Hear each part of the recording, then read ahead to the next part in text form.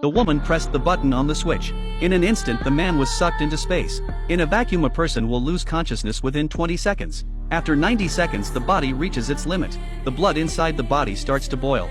Eventually the body will explode and the person will die. In this moment of crisis Kane activated his flight boots. He used the high temperature from the boots to melt the handcuffs. Then he grabbed the spacesuit and pressed it against his chest. The rapidly expanding spacesuit quickly wrapped around his body like a magnet. Even so, the oxygen inside the suit was only enough to last for 37 minutes.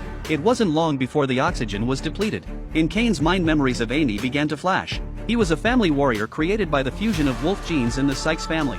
And Amy, as the reincarnation of the Sykes queen, had already decided to follow her to the death. At this moment, a massive spaceship was flying toward him.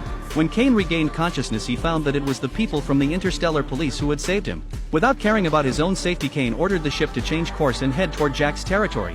He knew very well that Jack, under the guise of marriage, was planning to kill Amy and inherit the Sykes family's fortune alone.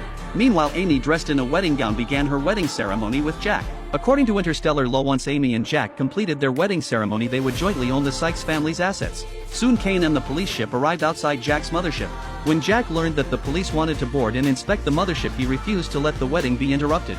So he activated the mothership's protection system. A large number of drones surged out, securing the mothership within. At this critical moment, Kane piloted an attack ship and prepared to force his way through. Facing the countless drones, Kane used his powerful firepower to clear a path. The drones ahead exploded, and just as the attack ship was about to be destroyed, it finally crashed into the mothership. Kane, with his flight boots, stopped the wedding ceremony. He told Amy the truth about Jack's intentions. He planned to kill her after the ceremony and monopolize the Sykes family's wealth. Realizing his plan had been exposed, and with the police ship still monitoring outside the mothership, Jack reluctantly allowed them to leave. However, after returning to Earth, Amy discovered that her mother and adoptive father's family had been captured by the Queen's eldest son. Amy had no choice but to head to John's territory. While passing through a tunnel leading to the planet's interior, Alan's subordinates suddenly shut the tunnel's entrance. The police ships were blocked by the clouds outside. Amy was brought before John. He threatened her family's lives, forcing Amy to sign a contract to forfeit her inheritance. Only by doing so would she be spared from trouble with the police. Meanwhile, Kane, piloting a protective ship at full speed, finally broke through the thunderstorm layers and entered the planet's interior.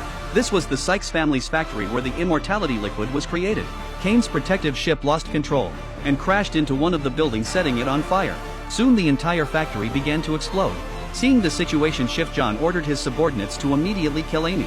At that moment, a massive rock crashed through the floor and both Amy and John fell. In this urgent moment, Amy was successfully rescued by Kane, who was wearing flight boots.